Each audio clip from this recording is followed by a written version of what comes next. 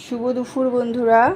আজকে দুপুরবেলায় কী রান্না হচ্ছে সেটা একবার দেখিয়ে দিই। এখানে আছে ভাত, এখানে আছে ভেন্ডি ভাজা। কারণ বৃষ্টির জলের সবজি তো থাকছে না, পচে যাচ্ছে, তাই অল্প অল্প করেই আনছি।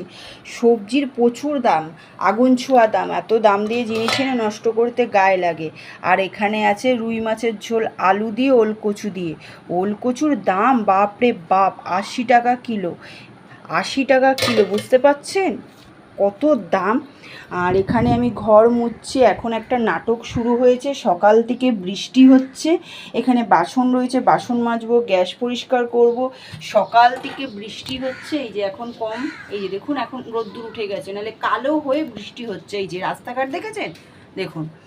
এখন বাসন মাজবো, নাটক শুরু হয়েছে। আমি চাদর ভেজাতে পারছি না, বৃষ্টি হচ্ছে আবার রোদ্দুর হচ্ছে, বৃষ্টি হচ্ছে আবার রোদ্দুর হচ্ছে। কি করি বলুন তো বন্ধুরা?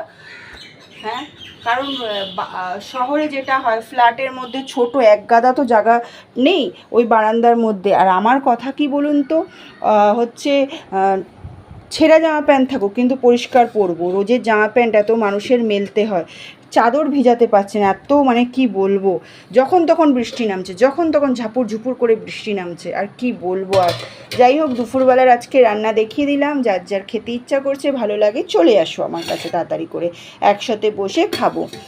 তাহলে আবার দেখা হবে তোমাদের সঙ্গে। ওলকচু কার কার ভাল লাগে, আর কচু ঘেঁচু যতই দাম হোক খেতে তো হবে, যেটা ভালোবাসি সেটা তো খাবোই। এখন বাকি রয়েছে রান্নাঘরটা পরিষ্কার করা আর ঘর মোছা। এর জন্য আমি বারবার চা খাই, কারণ জানেন কাজ তো নিজেকেই করতে হবে নিজের হাতে। তার জন্য চলো বন্ধুরা, টাটা, সবাই ভালো থেকো, সবাইকে টাটা। কার ওলকচু খেতে ভালো লাগে, মানে কচু ঘেঁচু, সে কমেন্টে জানিও।